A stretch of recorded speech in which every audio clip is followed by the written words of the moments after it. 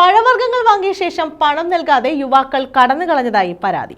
കായംകുളം തിരുവല്ല റോഡിൽ തീർത്ഥം പൊഴിച്ചാലുംമൂട് ജംഗ്ഷനിലാണ് സംഭവം. ചെറിയ സ്റ്റോളിൽ കച്ചവടം നടത്തുന്ന സെൽവി എന്ന പഴനി സ്വദേശിയിൽ നിന്നും 2000 രൂപയാണ് യുവാക്കൾ തട്ടിയെടുത്തത്.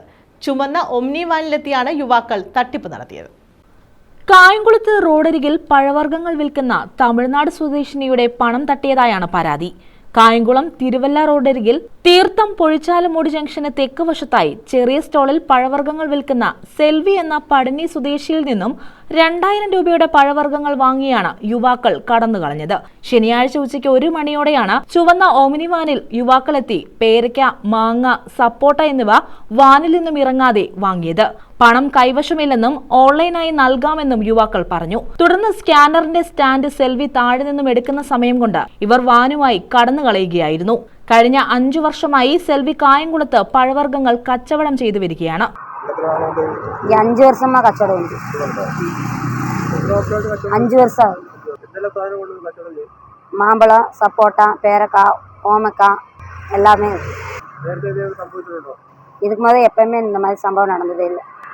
இதுதான் முதல் தடவை. விலைக்கு வாங்கிட்டு வர்றது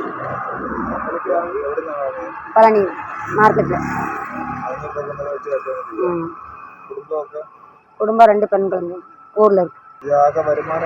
வருமானம் 3 ദിവസം വിട്ടാ 1000 രൂപ കിട്ടും. അவ்வளோதான். പ്രധാനമായും പേരയ്ക്കയാണ് കച്ചവടം ചെയ്യുന്നത്. സീസൺ അനുസരിച്ച് മാമ്പഴം, സപ്പോട്ട, പപ്പായ എന്നിവ കച്ചവടം ചെയ്യുന്നുണ്ട്. ഇവരുടെ ആകെ വരുമാന മാർഗമാണ് ഈ കച്ചവടം. തങ്ങൾക്കുണ്ടാകുന്ന ആദ്യത്തെ അനുഭവമാണിതെന്നും തങ്ങളുടെ 3 ദിവസത്തെ അധ്വാനമാണ് അവർ കവർന്നതെന്നും സെൽവി പറയുന്നു.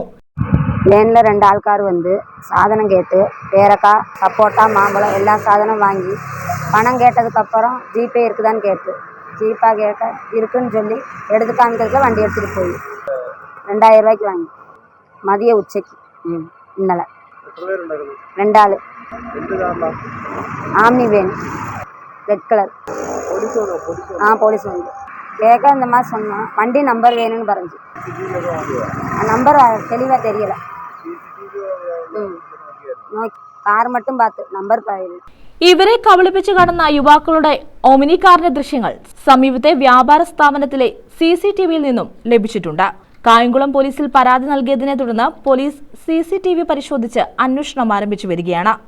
News bureau, Kayamkulam.